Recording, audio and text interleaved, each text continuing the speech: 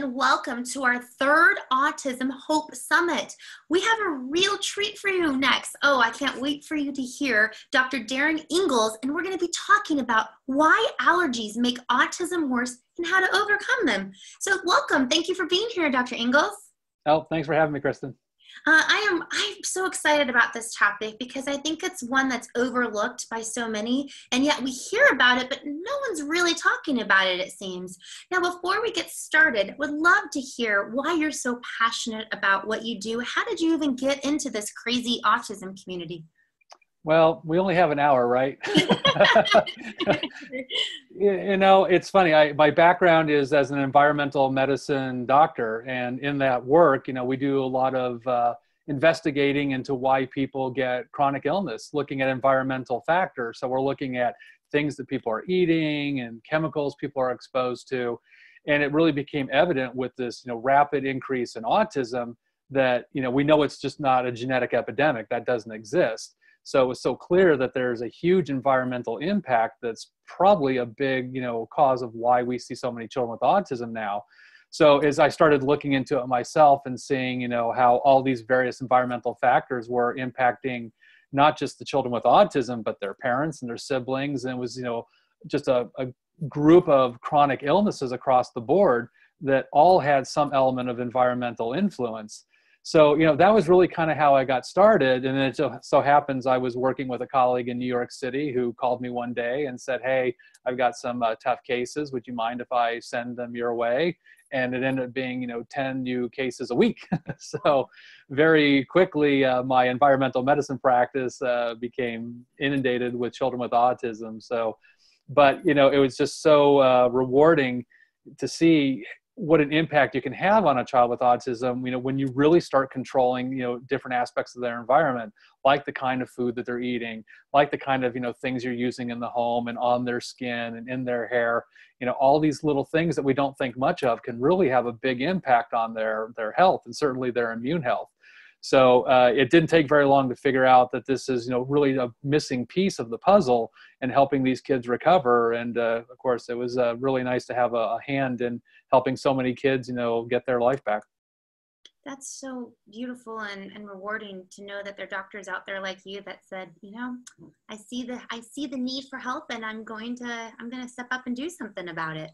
So, yeah, you know, I'm not one of a lot of the doctors I know that have a child on the spectrum. I don't, but it's, you know, really become kind of my life's work. And at this point, I've treated, you know, over 1,000 children with autism. And again, just seeing over and over how much, you know, we can positively change their outcome by just making these, I'll say, relatively easy changes in their diet and lifestyle. Again, it just has such a tremendous impact on their health. And well, I'm excited to talk about our topic today because often it's just so overlooked. So let's just dive right in. You know, can you Sure. explain, you know, what are allergies? You know, I've heard of their dangers, but you know, I think as a kid you think of allergies as a kachoo and, like, you know, histamine. Right. Or, you know, sometimes we think of food allergies, but it's, you know, I don't think a lot of people really understand them. And I think that they kind of put them to the side and think, oh, they're really not all that important, unless it was like a life-threatening allergy, clearly. But they don't really think of them in the type of way that I really feel like we should. Yeah, well, I think there's a lot of confusion around just the word allergy. You know, in this country, we have a very narrow definition of what allergy is. And allergy is really defined as that anaphylactic, life-threatening, serious reaction. So these are the hives, these are the difficulty breathing, the swelling of the face that happens after a child eats a peanut, for example. And that does happen. Fortunately, that is a somewhat rare problem with allergy. But if you go outside of this country and if you read European journals, you know, their definition of allergy goes much, much broader than that. And I think most of us that work in environmental medicine, we really define allergy as just any kind of immune reaction to a substance. So the anaphylactic kind of reactions that we typically think of being allergy are mediated by a molecule called IgE. It's an immunoglobulin or an antibody. And that's the one that we typically associate with that quick reacting allergy. But again, that's a relatively small percentage of people. But yet we know there's a whole bunch of other immune mechanisms involved that create allergy-like symptoms. So again, if we broaden our definition of what allergy is and include any kind of immune reaction, now we're talking about a whole host of different things. And, a great example is at some point you probably got a test for TB. You went in, they gave you a little shot in your arm, or back in the old days, they used to have a little 4-tine thing. They would just stick you in the skin, and they said, come back 2 days later. Why did you come back 2 days later? Well, you came back 2 days later because it was a delayed reaction. And the way that you would test for tuberculosis is you would have to wait 48 hours to see if your immune system reacted to this little protein that they put into your skin. Well, we now know that a lot of these reactions that kids on the spectrum experience are these delayed reactions. So I think in our minds, we think of allergy being something that happens within, seconds to minutes. And we really forget or don't even know that, some of these reactions could be days after the exposure. So if there's a day that your child's having a meltdown and their behavior is terrible and they're just not focusing, and I said, okay, write down everything they've eaten over the last 3 days. What is it? I mean, you and I would be very hard pressed to try and, identify what that potential trigger is. So because it's food and it's mold and it's pollen and it's chemicals, we kind of have to do our detective work to try and figure out what are all the individual allergens that actually trigger that reaction. But, I think the common story is that, you take your child to the allergist, they do skin prick testing or maybe blood testing, and they do a smattering of different allergens, and they come back and say, oh, I don't really see any allergies. And you walk out the door thinking, my kid doesn't have any allergies. Mm-hmm. Well, all you've really proven is that they don't have anaphylactic reactions. It doesn't mean that they don't have delayed reactions. So these late delayed reactions, I would argue, are really the more common problem in kids on the spectrum, and the one part that most allergists really kind of tend to ignore. And so let's talk a little bit about, allergies versus intolerances versus sensitivities, because I feel like, at least in the autism world, in the conferences I've been to, it seems as though there's still some confusion about these, those 3 categories, especially for families that are kind of new to a diet or new to the biomedical world. I think that they don't really understand those 3 groups. Can we kind of dive into that? Yeah, sure. So again, a legitimate allergy is the reaction that happens usually within seconds to minutes of exposure. So that's the bee sting allergy, that's the peanut allergy, that's something that happens very quickly. That's true allergy, at least in this country. The term intolerance actually refers to an enzyme problem. So when you're lactose intolerant or gluten intolerant, that means that your gut lacks the enzymes to break down these specific proteins. So in the case of gluten intolerance, it's the protein in wheat. In the case of lactose intolerance, it's the sugar that's in milk. So in those cases, you get physical symptoms, but it's not really an immune reaction. It's a digestive issue where your gut just doesn't make enough of the right enzymes to break things down. And that incomplete digestion is what triggers the symptoms. And then the term sensitivity is what we kind of coined to talk more about these late and delayed reactions. So again, these are the non-IgE, non-intolerance reactions that probably involve some aspect of the immune system that are delayed. So again, this could be hours to days after the exposure. So, when we're throwing those terms around, again, often they collectively get called allergy, but from a medical standpoint, we really do differentiate them, and potentially, they may be treated a little bit differently. And so let's talk about the testing, because I know that there's different testing that can show different levels of quote unquote where the intolerance or allergy is. And when I remember, I look at so many different tests, so I'm wrong on this, but I think it's like the 1 through 5 when I'm looking at, where my son is, 1 being that he's very, very sensitive to it, and it's like in a red zone and you don't want to get near it. And 1 is maybe, oh, okay, well, he might have some issues with it and maybe keep an eye out on it. Does that sound about right?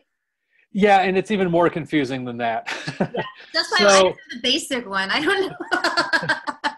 So if you're looking at IgE reactions, again, if you go to a conventional allergist, they'll typically either do skin prick testing, and nowadays they have a test called a multi-test where they basically do 8 tests at one time, and they just poke a little hole in the skin. It delivers a little bit of that antigen, whether it's a food or a pollen, and they look just to see if the skin gets red and inflamed, and that tells you you're allergic.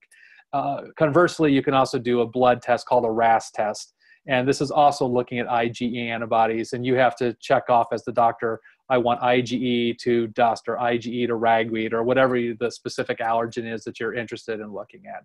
So that's sort of the conventional way of doing allergy testing. You can also do intradermal testing, which most allergists really don't do anymore because it's very labor intensive. but they actually use a needle. They put a little bit of allergen underneath the skin. And again, they look to see if it gets red and inflamed. But you have to do that one by one. And so for a lot of offices, it's just labor intensive. So they don't tend to do that as much. In the sort of the alternative world, there's other ways of measuring, allergic reactions or sensitivity reactions. So you can do other types of blood testing. There are tests, most popular for food is IgG testing. The IgG testing is kind of a good news, bad news. I think, when you look at some of the research on it, I think IgG testing becomes a good marker about leaky gut, because when you've got leaky gut, you'll tend to make more antibodies against the foods you eat. My frustration came when I was early in my practice. I would see, we would do the test and people would have a lot of IgG antibodies and they say, oh gosh, those are all the foods I eat. Okay, well, let's change your diet, redo the test. Well, now the second test would reflect the current diet. So some antibodies that weren't there before now were, and other ones weren't, and vice versa. So it really became kind of confusing about knowing what's actually bothering you versus just what are you eating. So, that's sort of the pitfall of IgG testing, is it may just reflect what you're eating and not necessarily what's actually triggering a reaction. There are other types of testing that get to be a bit complex that I won't really go into, but there's something like ALCAT testing, where they're looking at basically cell responses to mostly foods in that case. And some doctors really like them and find value. I personally, again, have found them to be inconsistent from test to test. So I personally don't use them in my practice. The gold standard for food testing is an elimination diet, where you just eliminate a lot of common food allergens for 2 to 3 weeks, and then you add the foods back one at a time every 3 or 4 days, and you just look to see what kind of reaction it provokes. That's certainly the cheapest, easiest way to do it, but it does take some discipline to be able to, pull all these foods out of the diet, introduce them one at a time. Most of the kids on the spectrum are picky eaters anyway, and so any kind of dietary change is always challenging, but that is a really very, inexpensive, easy way to try and help pinpoint at least, the food part of things. For other environmental allergens, there are other, we'll say, more esoteric ways that different practitioners do it.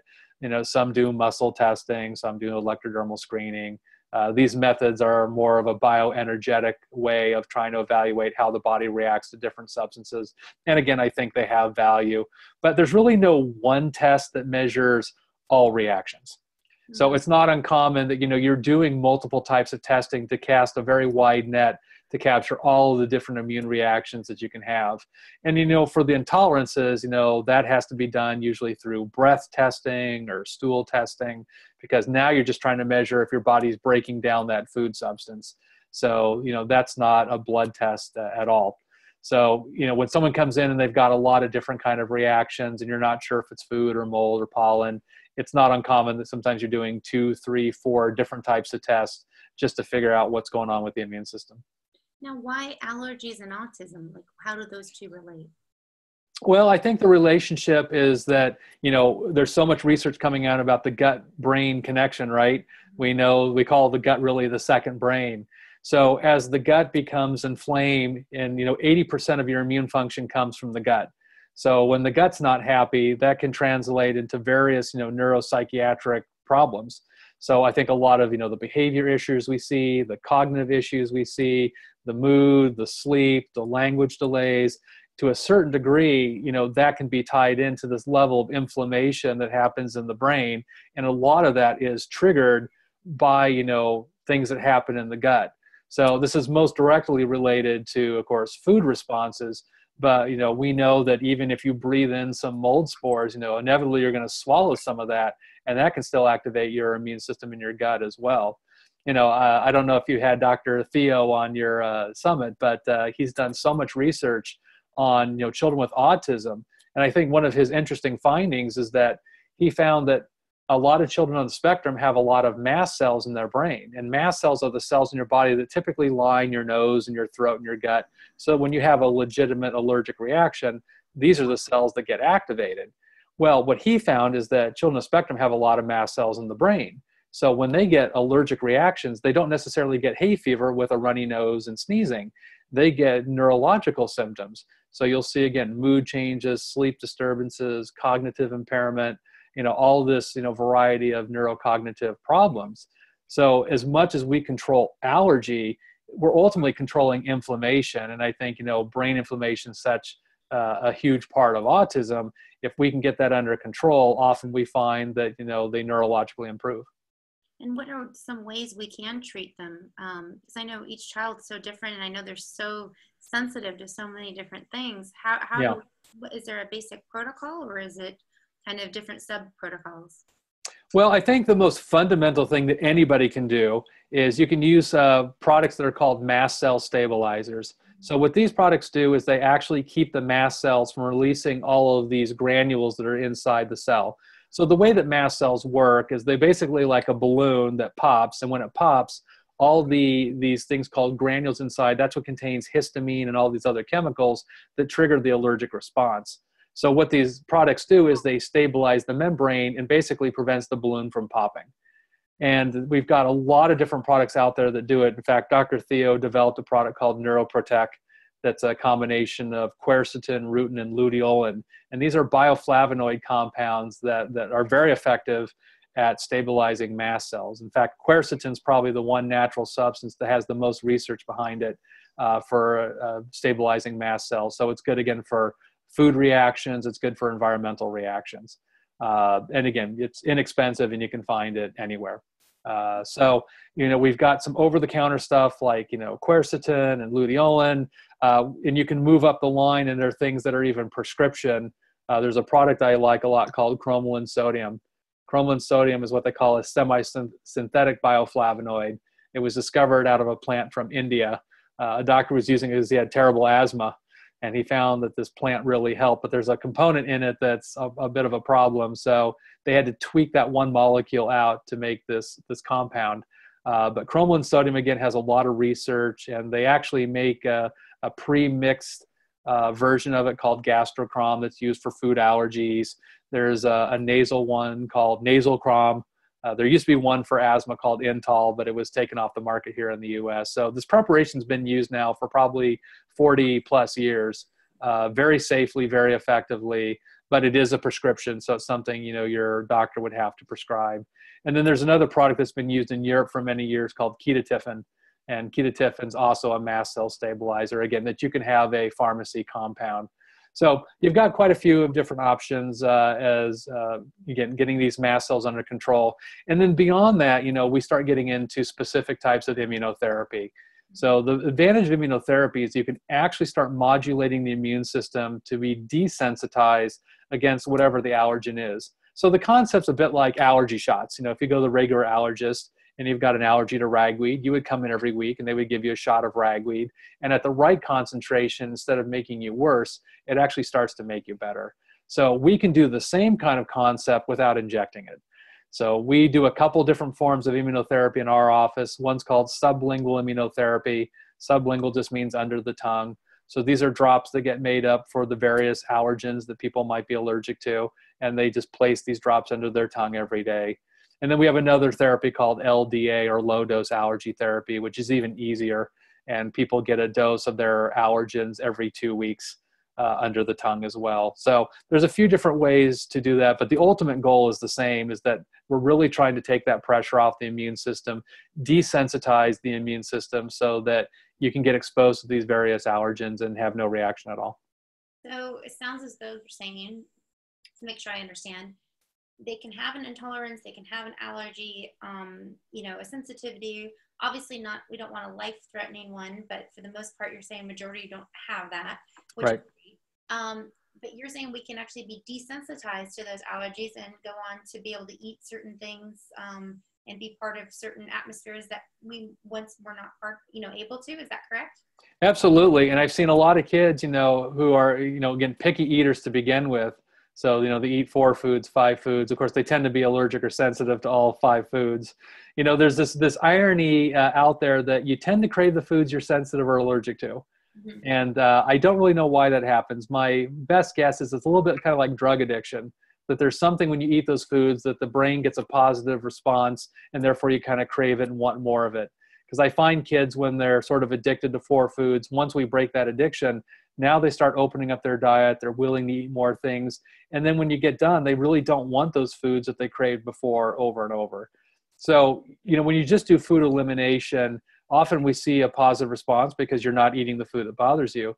But if you go back and start eating it with any regularity, often you'll see that, kids start to react again. So the advantage of doing immunotherapy is that you're trying to induce a permanent change in the immune system so that, again, you can go out there in the world and eat all these different foods and really not have any kind of reaction. The exception really is the anaphylactic reactions. We don't really do immunotherapy for that because there is a risk of triggering the reaction itself. So that's the cases where that therapy is probably not better suited, but we will do the LDA, the low dose allergy therapy, in those cases. And now, what about detoxification? I'm obviously thinking when I think of detoxification, I also think of cleaning up the diet, but right. I'm a real believer in the diet, and and I'm excited that one day that some of these children may not have to be on such a restricted diet, because right. that's the end goal. I mean, nobody has a child and says, well, gosh, isn't the baby so cute? I hope one day that it can't eat gluten, or I hope you never get to eat dairy, and I hope you never, ever get to have a normal piece of cake, whatever it means. I don't think any of us, having children thought that way. And, because honestly, as a parent, I'm a parent with a child with autism, with lots of sensitivities to different foods. He also has celiac disease, and it's really, hard to go out in the world. It's much easier than it used to be. I have to say that.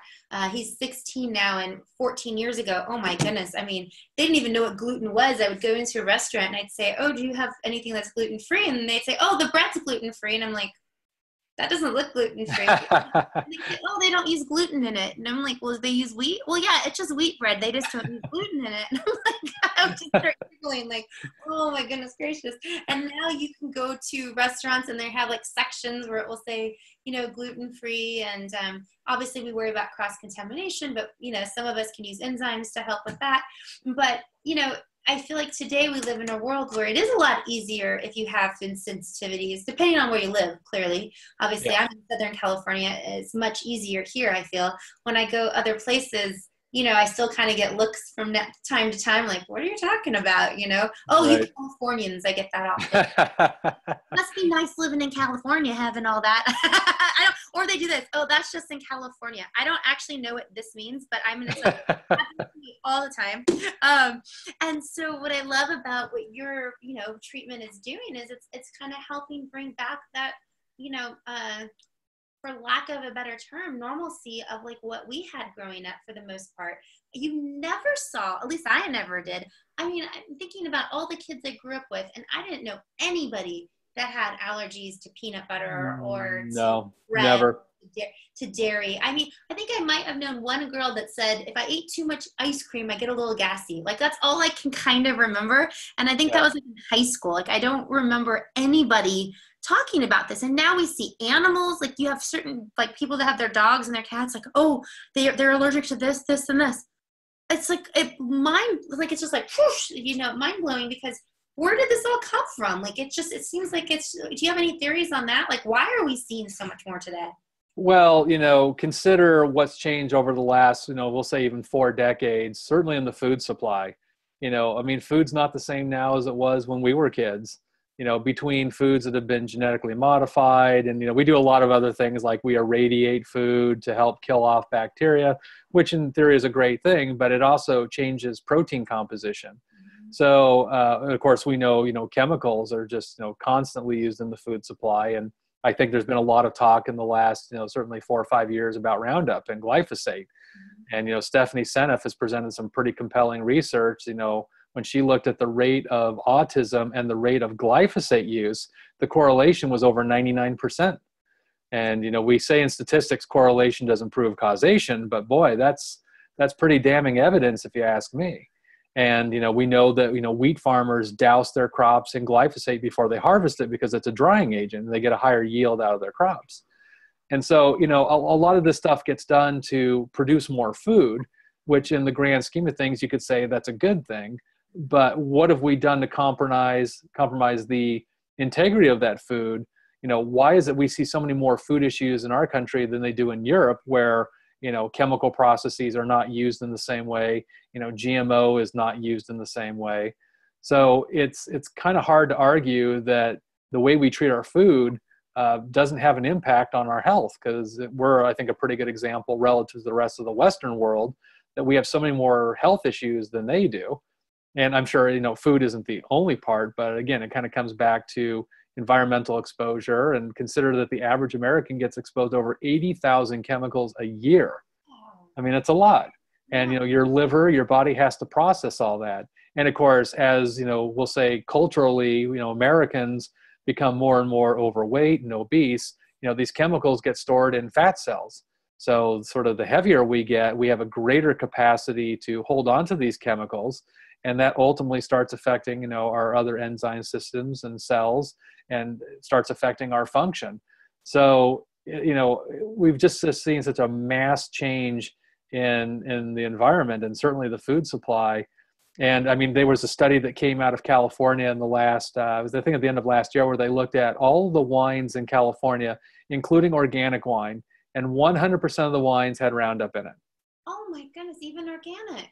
Even the organic wine, because now that it's in the water basins that, are underneath, the water tables that run underneath the land, even if the farmer itself is doing everything organic and proper, that water that comes up from the root system from, deep in the earth, is contaminated. So what can we do? You can't, it's almost as though you can't really claim, or you can claim you farmed it organically, but you can't. I almost feel like that seal needs to change and let people know that, hey, we did our best. It's really Mother Nature now is like the way that the world lives, because I mean, that's just really sad. And is there anything we can do about that? Well, I think, eating organic as much as possible, it still helps. I mean, it may not be no chemical, but it's certainly lower chemical. So I think as much as we can reduce our load, I mean, unfortunately, it's the best we can do. And honestly, I'm at a point where I'm encouraging people, particularly if you live in an area like Southern California, start growing your own food. You're going to get better quality than anything you can get out there. And it's amazing, actually, how little effort it takes to grow a lot of food. I mean, I had a little garden here in Connecticut where, we don't have a long farming season.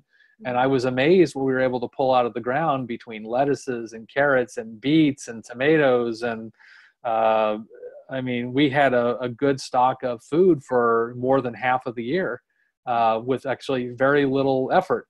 So I think as much as people can get educated on, doing some home gardening, home farming, you can grow a lot of things in containers where you can really limit to that Roundup exposure to nothing when you've got complete control over what's being used. So for what we've got now in the US, that's about the best we can do. Short of moving to Europe where the food standards are different, it kind of is what it is. I'm hoping that as more people, get geared towards organic foods, the market drives how, companies act. And if there's enough of demand that they put on there, I mean, consider that the largest, retailer of organic foods is Costco. It's not Whole Foods. Really? I knew they were the largest buyer of wine. I won't tell you how come I know that, but I know. No judgment. I watched some documentary of the lady that got that job, and I was like, my gosh, she has the best job known to mankind. But I didn't think the largest.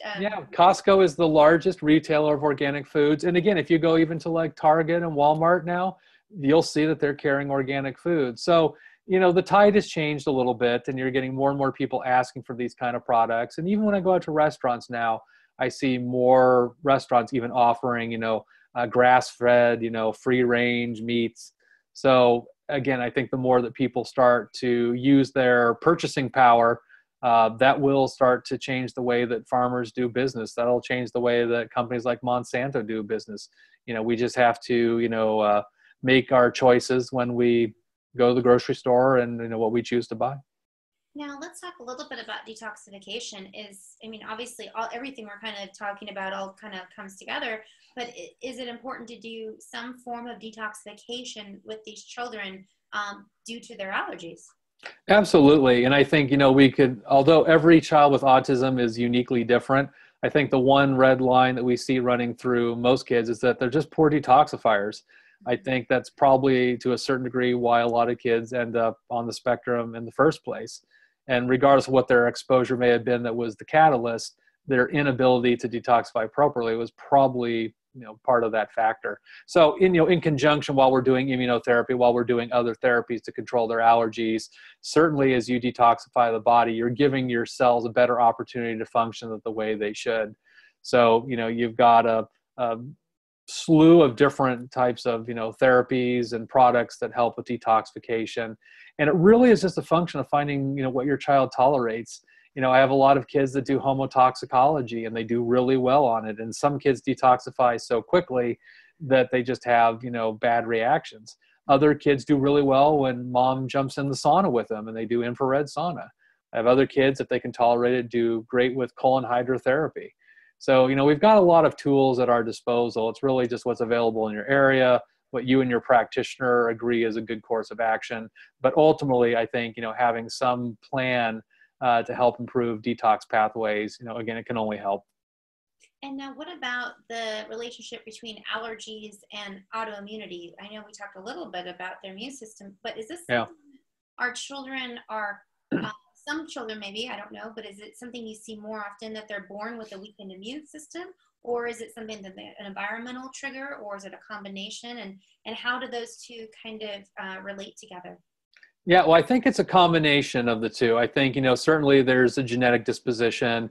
And of course, we've got so much information coming out now about genetic SNPs and the 23andMe data about how well your body can get rid of various chemicals and certainly toxins. But, in addition to that, that pathway that drives allergy is the same pathway that drives autoimmunity. And, the fact that we're seeing this massive increase in autoimmunity kind of parallels the increase we're seeing in allergy, which parallels the increase in autism and so forth.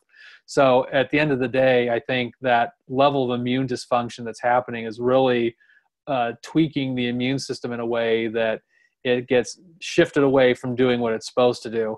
And without making everybody an immunologist out there, we've got these cells called T helper cells. And the T helper cells are really the conductors of the immune system. And there are T helper 1 cells and T helper 2 cells. And Th1 cells are really the cells that directly go after the microbe that's a problem or the thing that doesn't belong. So if it sees a virus or a bacteria, it just munches it and gets rid of it, and that's kind of the end of that. It doesn't need another mechanism to do its job. The Th2 cells, though, are really involved more in antibody production. So they by themselves don't really get rid of, these things that are foreign. So whether it's, again, a virus or bacteria, it basically just sends an alert to another part of the immune system saying, hey, over here, there's a problem. We need to deal with it. And when you start activating that Th2 mechanism, or I should say overacting it, that's what starts driving allergy. That's what starts driving autoimmunity. And that's often why we see the two go hand in hand. So we think of this balance between Th1 and Th2 kind of being like a seesaw where one goes up, the other goes down. It's unfortunately far more complex than that, but for practical purposes, that's kind of an easy way to think of it. And ultimately, I think a lot of kids on the spectrum are really Th2 dominant. That seesaw is tilted too far the other direction. So ultimately, we're trying to find ways to down-regulate that Th2 response, get things more back in balance. And again, many of the kids I work with, will hear that because they get sick easily. They pick up every cold and flu that comes along the way. That normal mechanism that should help get rid of a virus or bacteria just doesn't work the way it's supposed to, because when Th2 is dominant, it actually sends a signal to Th1 which suppresses it. So in some weird way, your immune system's accidentally suppressing that part of your immune system that you really need to function well. So again, we're just trying to, re-establish that norm and get balance in that Th1, Th2 system.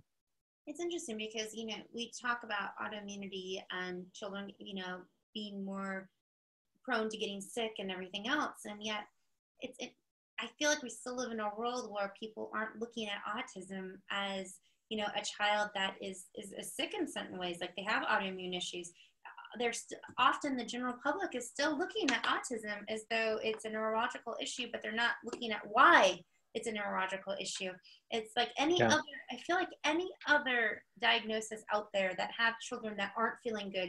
I mean, we have kids that are epileptic. We have children that are allergic to so many different things. We have children with celiac. We have children that with pandas and pans, and the list goes on and on. And yet I still am amazed that it's not on the 5 o'clock news, but they're not saying, well, wait a second, this autism, it's growing at a rate, but why are all these kids sick? And why is there no, clinics for these children to be able to go in and have doctors like yourself to say, all right, this is your treatment, this is your treatment, this is your treatment. And you have all these specialists, and I often joke about this, but I mean it sincerely. It's not like an episode of Grey's Anatomy where like by the end, the person's like, here's your treatment, everything's good. I mean, in one of those episodes, in less than an hour, they've diagnosed them with brain cancer and cured them, and they've all lived happily ever after. And yet here we are still in 2018, and people in the general public don't understand that our kids are actually often quite sick in some capacity. And I don't understand that. Why is that as a doctor's perspective? Well, you know what happened is that autism fell under the auspice of psychiatric illness. Mm-hmm. It's in the DSM-5. So, because it's always been thought of as really kind of a psychiatric mental issue, people forget that it is a very complex medical issue. Like you said, these kids, most of them have legitimate medical problems. If you took the autism diagnosis away and just had everything left, and they walked into the pediatrician their jaw would be on the floor with just all the health issues that these kids are dealing with. Mm-hmm. But I think, the fact that we've kind of shoved it under this umbrella, send them off to the pediatric neurologist, let them get their diagnosis. And of course, from a conventional standpoint, there's no drug to treat autism. Mm-hmm. They think they can just fix it all with ABA and a little bit of, OT or speech therapy. And I guess I've always been amazed too that many pediatricians who are supposed to be the experts in this are really kind of ignorant to the fact that there's so many medical issues that need to be addressed.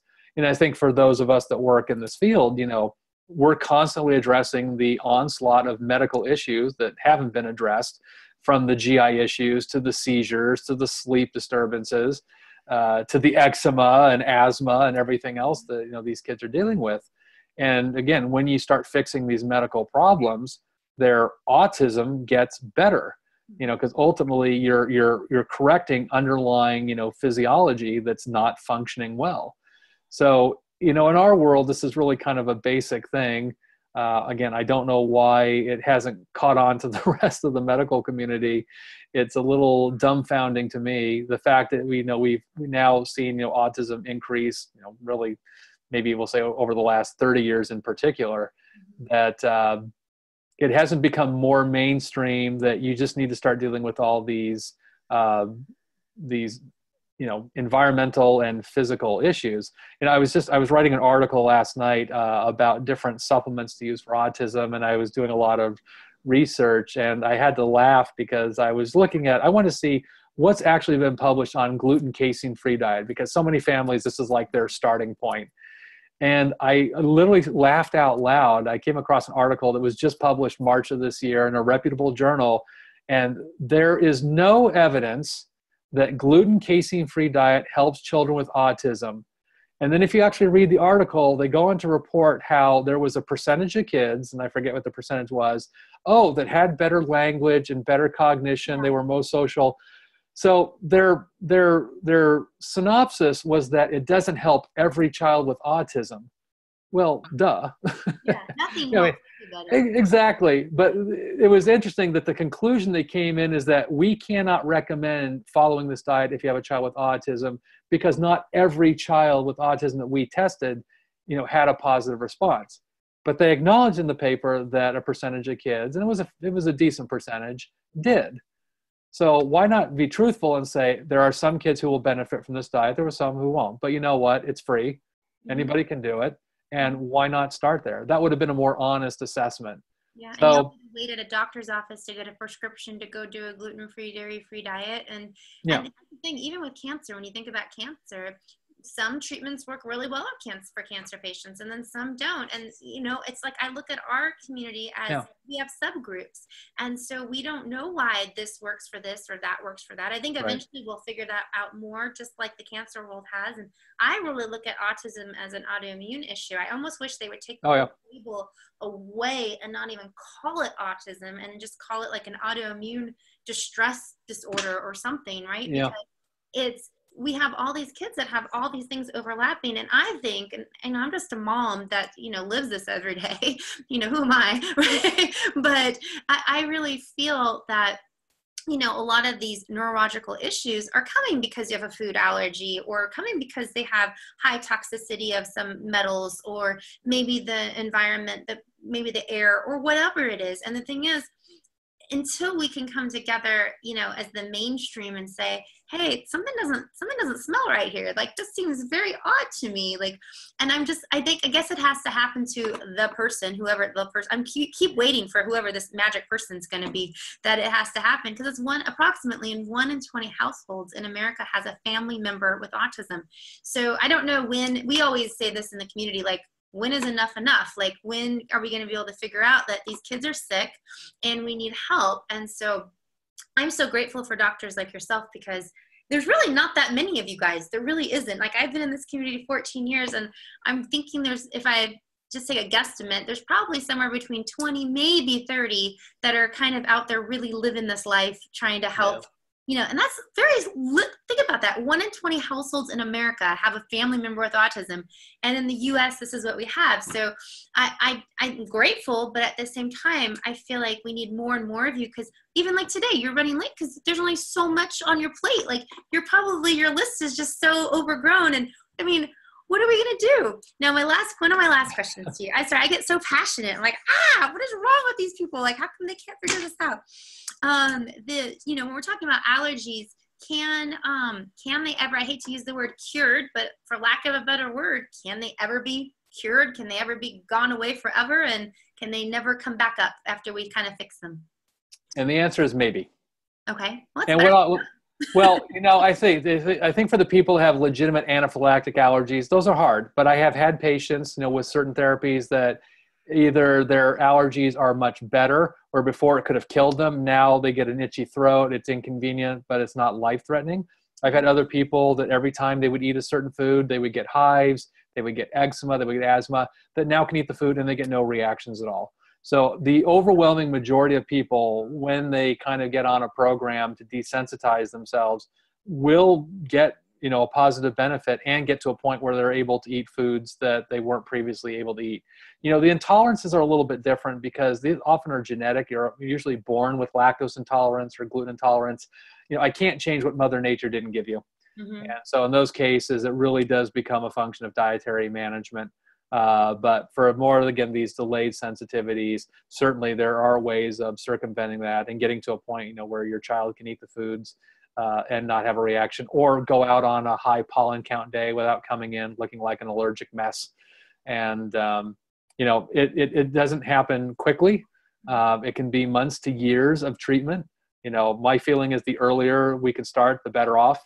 I mean, the youngest child I've ever treated was 2 days old. I had a child that was born with head to toe eczema.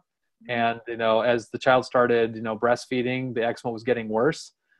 This was a rare case where we actually had to get the baby off of mom's milk because she was eating too many things that the child was reacting to. But the earlier you start, while the immune system's developing in those early stages of life, that's a great time to intervene and start helping manipulate the immune system. So again, that you become more immune tolerant. But really, for people at any age, it may take a little longer, but it's always possible. And, every time I say that, I get a little pushback sometimes that, there are some people who don't respond. Yes, that's true with every therapy. There are some people who don't respond. But again, in my practice, I would argue maybe 90% of the people really do benefit when we start doing these type of therapies. So again, it's the overwhelming majority. And it's just a function of, find a practitioner who, understands these kind of therapies and is willing to work with you. And I think, you'll start to see some really positive changes in a pretty short period of time. Well, I have so enjoyed talking with you, and I know that everybody watching, we learned so much, and I think that's the thing. We have to keep learning. We have to keep growing. We have to keep asking the questions for these doctors to keep finding the answers out for us. Now, if you're watching, you're thinking, gosh, how come my significant other isn't watching right now? Or, gosh, I really wish that my aunt or my uncle would have watched this with me, or my mom or dad, so that they could help me understand this even better. Here's the cool thing. All you have to do is go to autismhopesummit.com. That's autismhopesummit.com. And you can buy the whole package. And Dr. Ingels can be in your living room every day. And you can watch it over and over again. And here's the coolest part. Every time you buy the Autism Hope Summit package, the dollars raised go back to the Autism Hope Alliance, which goes back into our nutritional scholarship fund so we can help more and more families. So I love it. Somebody earlier today said, it's not, I said, it's a win-win. They said, no, it's a no-lose. So it's absolutely, it's a no-lose, and I love it.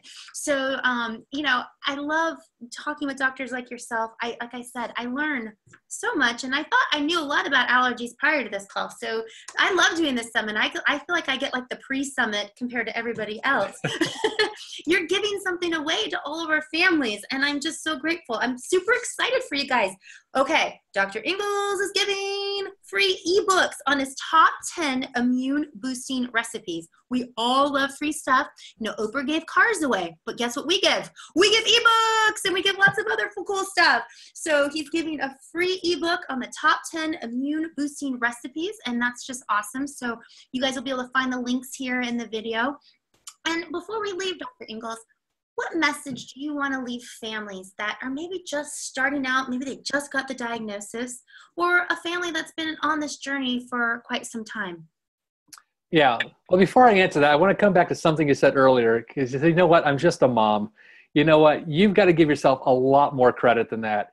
All of you parents out there who are just moms and just dads, you guys are doing more work than most doctors are doing. And I'm always so privileged to work with families like you, because you guys do so much research. You teach us half the time. You know, we're busy in our practices. Sometimes it's really hard to do all this research. And you guys walk in with 1,000 papers. Hey, did you see this? And we're like, no, we didn't, but thank you for sharing it. So like I said, you know, it really is a collaboration between us and you. You know, it's a team effort, and it takes it, because there's just so much stuff we're trying to plow through to help these kids get better and recover. So on the heels of that, you know, my best advice, whether you're new to this or you've been in the game for a while, is, you know, find a practitioner that you really resonate with. It's so hard to manage all this on your own. And again, you do a lot of research, you become very well educated, you connect with all these other great families that are doing awesome work with their kids, and that's great. But there's so many other things that it's just kind of hard to know. And, you know, like I said, there's not a lot of us out there, but that we are out there. And find us, you know, help, you know, get connected with someone that you really resonate with, that's on the same page with you, that's really a champion for your son or daughter, because that's what's going to give you the best opportunity to get to recovery. It's so hard to do it on your own. You know, build that team around you. And, you know, even if there's a financial limitation, you know, I know most of us out there, you know, we all work on sliding scales, and we want to help your kids. So, you know, call us, you know, most people are willing to work with you. So just reach out and, you know, find that person or persons that's really going to complete your team. And I said, it's just going to give your child the best chance of recovery. I love that message, because at the end of the day, it's hope. And this whole summit's about hope with a plan. We're giving you the tools, we're giving you the tips, and giving you a lot of the resources of where to start. So all of you guys watching, thank you for taking the time. And until next time, bye guys.